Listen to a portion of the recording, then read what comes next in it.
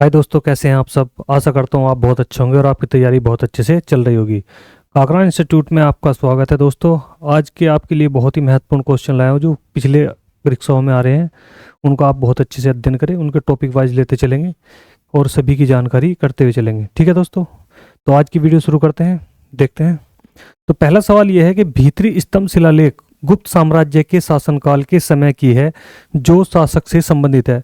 मैंने कल आपकी एक वीडियो बनाई थी, पिछली वीडियो में आपको बताया था कि इस भीतर स्तंभ शिलालेख किसके राजा के समय में लिखा गया था या किस राजा से संबंधित है। तो आप इसका ध्यान रखें। तो वो कौन थे, वो ध्यान रखें कौन थे भाई, स्कंदगुप्त। कौन थे? स्कंदगुप्त। इसका आप ध्यान रखें बहुत अच्छे से। यदि बात करें कि इसकी कुमारगुप्त की, तो कुमारगुप्त का तुम्हें पता ही है कि कौन से विद्यालय की स्थापना कराई थी कुमारगुप्त ने। तो कौन से? नालंदा विश्वविद्यालय की स्थापना कराई थी। ध्यान रखें, नालंदा विश्वविद्यालय जो बनवाया था वो किसने बनवाया था? नालंदा विश्वविद्यालय की जो स्थापना कराई थी वो किसने कराई थी? कुमारगुप्त ने कराई थी। ठीक है, ध्यान रखना। और इसकी चंद्रगुप्त के बारे में आप जानते हैं।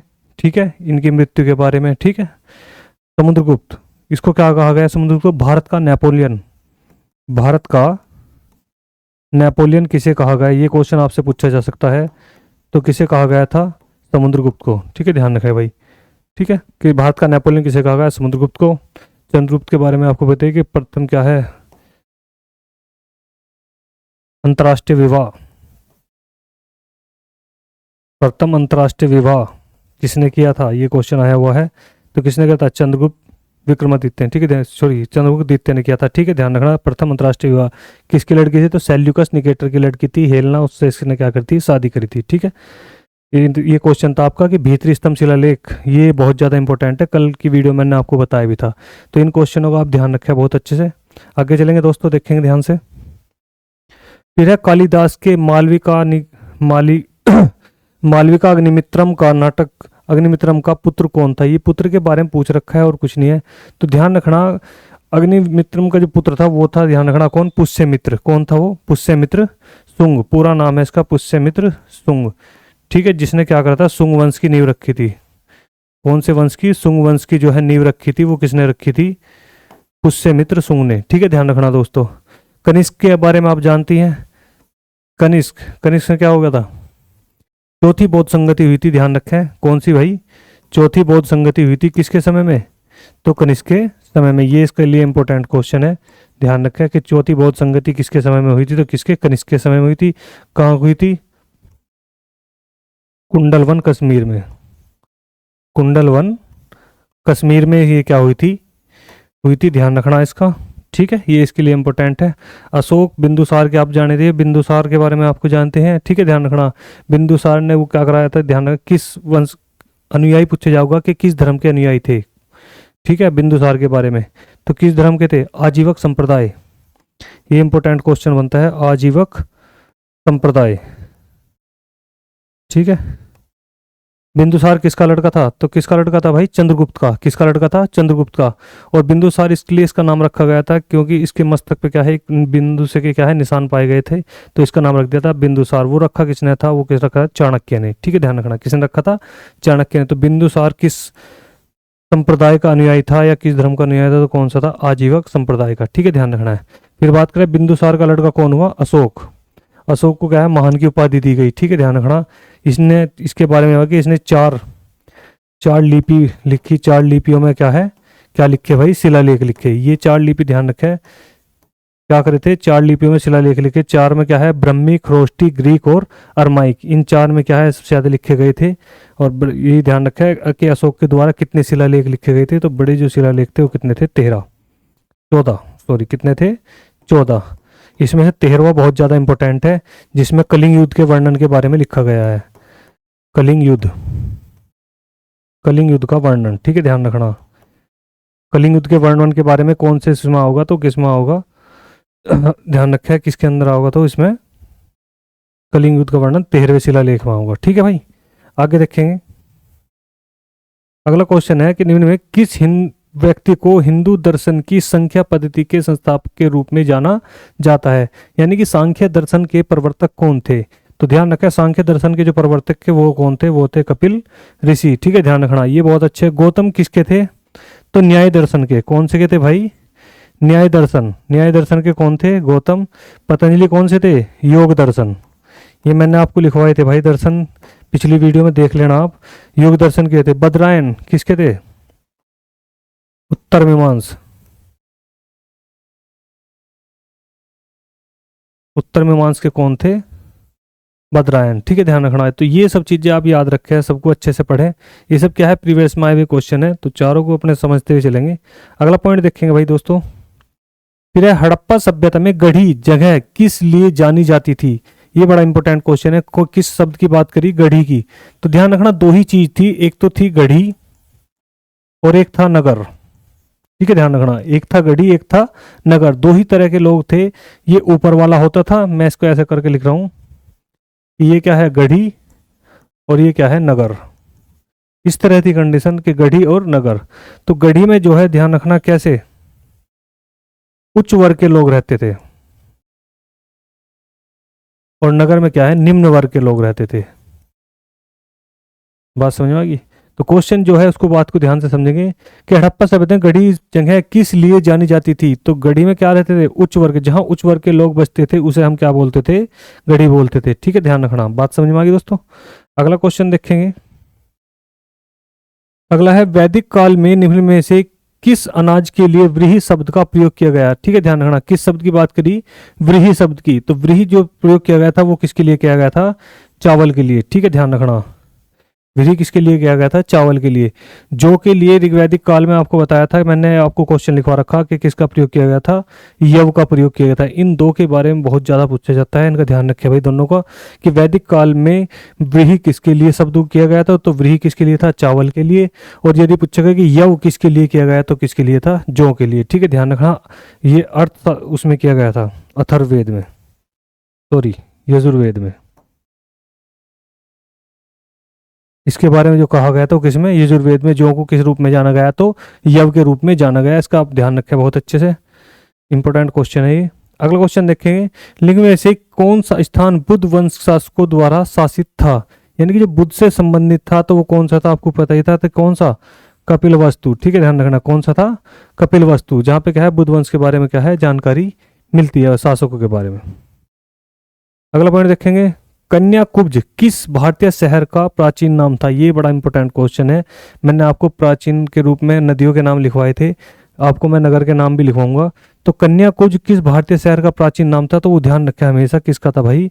कन्नौज का। ये ध्यान रखे कि किसका नाम था? कन्नौज का। कन्नौज को पहले किस नाम से जाना जाता था? तो कन्याकुब्ज के नाम से उसको क्या है? जाना जाता था।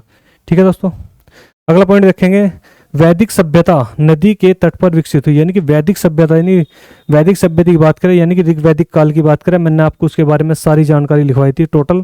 तो आपको पता ही था कि उसमें जो उसकी जो सभ्यता थी, यानी वैदिक सभ्यता, यानी पवित्र नदी जो उस टाइम की थी, कौन सी नदी? पवित्र नदी। कौन सी थी तो भाई? तो पवित्र नदी कौन सी थी? सरस्वती। ध्यान रखें। और मैंने आपसे बताया था कि बहुत ज्यादा इंपॉर्टेंट है कि वहां पे जो है गंगा का कितनी बार जिक्र हुआ है? तो गंगा का कितनी बार जिक्र हुआ है? केवल एक बार। यमुना का 3 बार। ठीक है, और सबसे ज्यादा किसका हुआ है? तो वो है सिंधु नदी का। ठीक है, ध्यान रखिए भाई, किसका? सिंधु नदी का। ये इंपॉर्टेंट क्वेश्चन है, सबसे ज्यादा जो किसका हुआ है? सिंधु नदी का हुआ है। बात समझ में आ गई दोस्तों, कि वैदिक सभ्यता के नदी के तट पर विकसित हुई है। यह वैदिक सभ्यता की सबसे पवित्र नदी कौन सी थी? तो वो कौन सी थी? सरस्वती। आप इसे याद रखें बहुत अच्छे से। अगला पॉइंट देखेंगे, गच्छा नामक संगठन निम्न में से किस धर्म से संबंधित है? बहुत ही ज्यादा इंपॉर्टेंट क्वेश्चन है, ऐसे क्वेश्चन का आप याद रखें, क्योंकि बुकों में कब मिलते हैं ऐसे क्वेश्चन। तो गच्छा नामक जो संस्था है वो, ध्यान रखना, किससे संबंधित है? जैन धर्म से। ठीक है, ध्यान रखना, किससे? जैन धर्म से। तो जैन धर्म में 2 संप्रदाय हैं, आपने पढ़े होंगे, कौन कौन से? एक तो श्वेतांबर और एक दिगंबर। ठीक है, ध्यान रखना, श्वेतांबर और दिगंबर। यदि इसके अंदर से पूछा जाए कि गच्छा नामक संस्था किस धर्म से संबंधित है, तो जैन धर्म से। लेकिन अगर जैन धर्म के भी अंदर पूछे कि कौन सी संस्था इसको अपनाओगी, तो ध्यान रखना वो दिगंबर संस्था अपनाओगी। इसमें 84 संतों को कहा जाता है गच्छ। 84 संतों को क्या कहा जाता है? संत गच्छ, गच्छ कहा जाता है। ठीक है, ध्यान रखना। तो गच्छा नामक संस्था किस धर्म से है? तो जैन धर्म से। जैन धर्म की किस शाखा से? ऐसे पूछा जा सकता है कि गच्छा नामक संस्था जैन धर्म की किस शाखा से है? तो कौन सी शाखा होगी उसके लिए? दिगंबर शाखा होगी, आप ध्यान रखें। ठीक है भाई दोस्तों, अगला क्वेश्चन देखेंगे,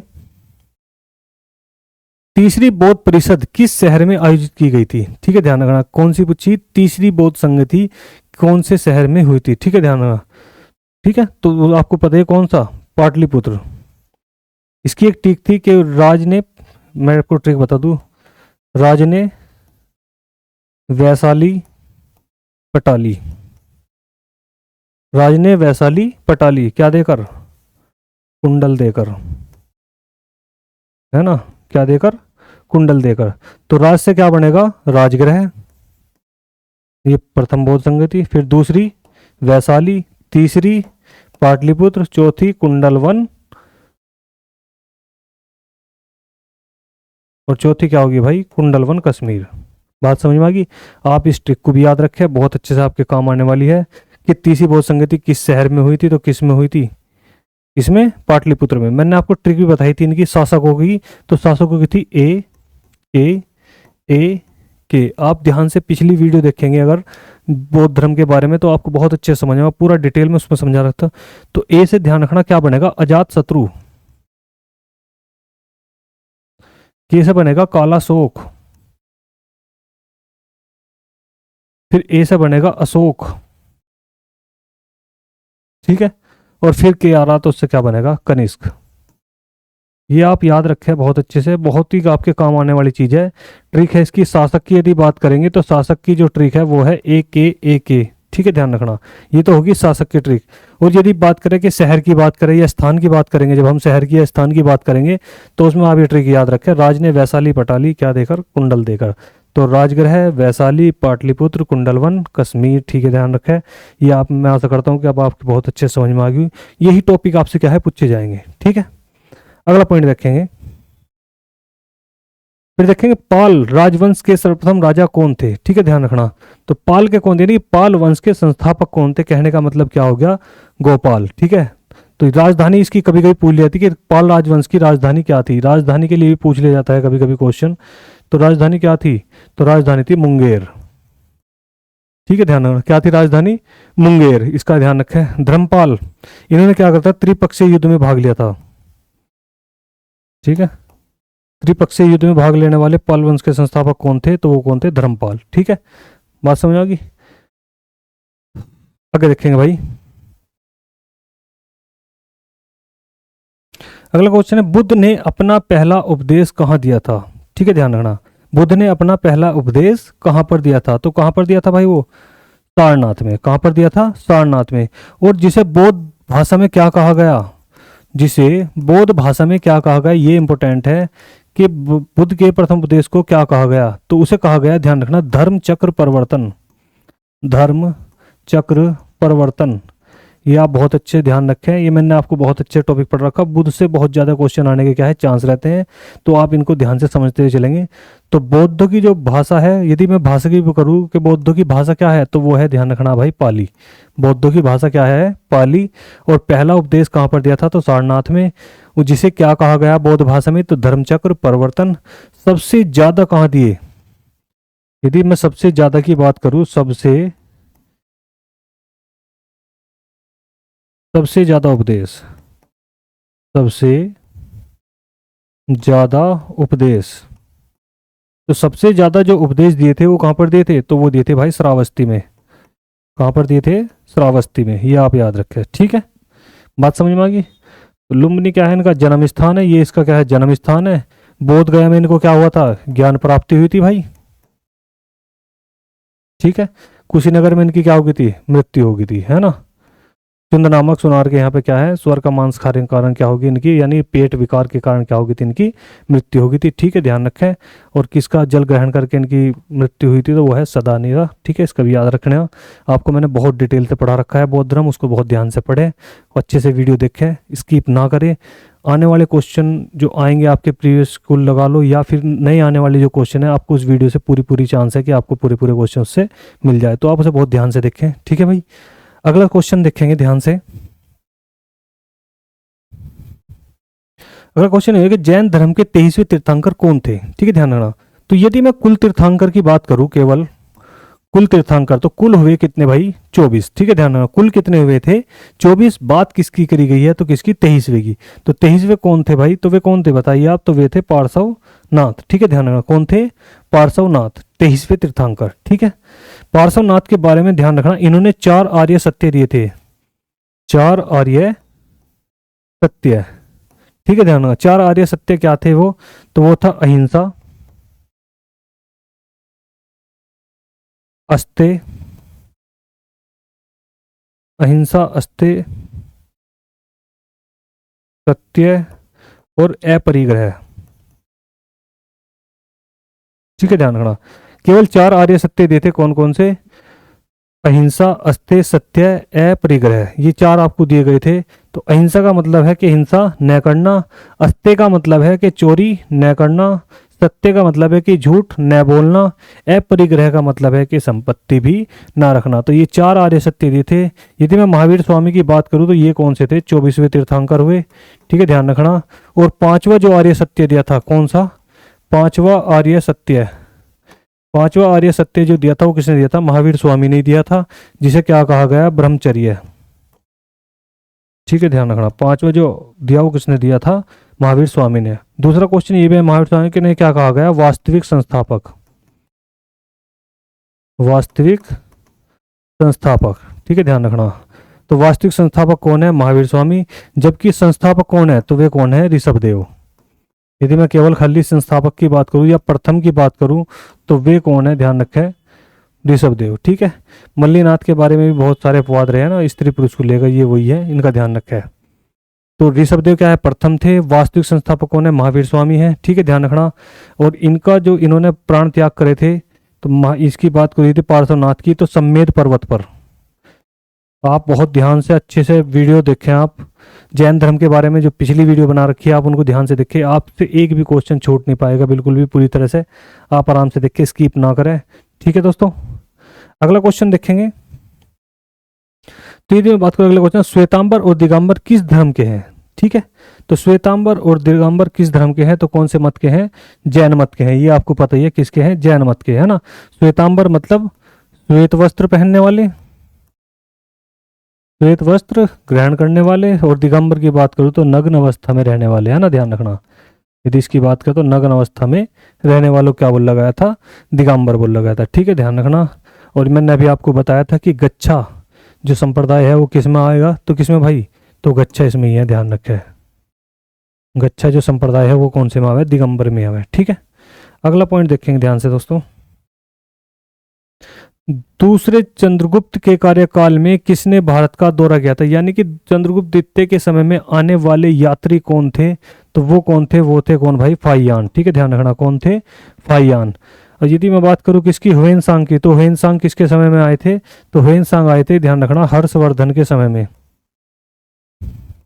हर्षवर्धन के समय में आने वाले कौन थे, ह्वेनसांग थे। ठीक है, ध्यान रखना। और ह्वेनसांग को ही कहा गया था यात्रियों का राजकुमार, ये इसको उपाधि दी गई थी, यात्रियों का राजकुमार। ठीक है, और एक 5वीं बौद्ध संगति बताई जा रहा है तो वो इसी के समय में हुई थी। ठीक है, ध्यान रखना। और इसको क्या बनाया गया था उसके रूप में, अध्यक्ष। 5वीं बौद्ध संगति की यदि मैं बात करूं, आपने 4 ही पढ़ी होगी वैसे तो, लेकिन मैं बता रहा हूँ कि 5वीं बौद्ध संगति हुई थी, जो किसके समय में हुई थी, तो वो किसके समय हुई थी, हर्षवर्धन के समय में हुई थी। ध्यान रखना 5वीं बौद्ध संगति, और उसका अध्यक्ष जो बनाया गया था किसको, ह्वेनसांग को बनाया गया था। ठीक है, ध्यान रखना, बात समझ आए दोस्तों। अगला क्वेश्चन देखेंगे, सबसे प्राचीन भारतीय साहित्य क्या है, वेद है। यदि सबसे प्राचीन की बात करेंगे और वैदिक साहित्य की बात करेंगे तो सबसे जो प्राचीन है तो वो क्या है, वेद है। ठीक है, ध्यान रखना। तो इसमें पूछा गया कि कुल वेदों की संख्या कितनी है, तो कुल वेदों की संख्या कितनी है भाई, 4 है। आपको चारों के चारों नाम पता होना चाहिए। तो चारों वेद कौन से हैं, ऋग्वेद, फिर यजुर्वेद, फिर सामवेद, फिर अथर्ववेद। ठीक है, ध्यान रखना। तो सबसे प्राचीन वेद कौन सा है, ऋग्वेद है। सबसे आधुनिक वेद कौन सा है, अथर्ववेद है। ठीक है, ध्यान रखना, इनको बहुत अच्छे से करने हैं ऋग्वेद के बारे में। ठीक है, तो ऋग्वेद के ये पूछा जाएगा आपसे कि ऋग्वेद के जो पूजनीय थे वे कौन थे, तो वे कौन थे, इंद्र। ठीक है, ध्यान रखना। क्या थे? इंद्र। इंद्र के बाद किसका स्थान है? अग्नि का स्थान है। यजुर्वेद में आपको पता ही है कि किसके कर्म कांड से संबंधित वेद कौन सा है, तो यजुर्वेद है। संगीत का जनक किसे कहा जाता है, तो किसे कहा जाता है? सामवेद को कहा जाता है। जादू टोने का वेद किसे कहा जाता है, तो किसे कहा जाता है? अथर्ववेद को कहता है। अतिथि देवो भव, अतिथि देवो भव किस वेद से संबंधित है, तो किससे? अथर्ववेद से। ठीक है, ध्यान रखना। और आपने एक पढ़ा होगा मुंडक उपनिषद से कौन सा आदर्श वाक्य लिया गया है, तो सत्यमेव जयते लिया गया है। ये आप उससे बहुत ध्यान से समझेंगे। ये आपके वेद की जो मैंने आपकी बना रखी है वीडियो, उसको आप देखें, सभी आपकी क्या है पूरी तरह से कंप्लीट हो जाएंगी वीडियो। ठीक है दोस्तों, तो आज के लिए ये कुछ महत्वपूर्ण क्वेश्चन थे, आप इनको ध्यान से समझे। पर डे आपको ऐसे ही क्वेश्चन मिलेंगे जो प्रीवियस में आए हुए हैं या फिर उनकी आने की क्या है संभावना है। आप अपनी तैयारी को बढ़ाते हुए चलेंगे। ठीक है दोस्तों, लगा के देखेंगे क्वेश्चनों के सेट को कि कितने क्वेश्चन आपसे आते हैं, कितने क्वेश्चन नहीं आते हैं, कितनी आप क्या है इनके बारे में जानकारी रखते हैं। ठीक है दोस्तों।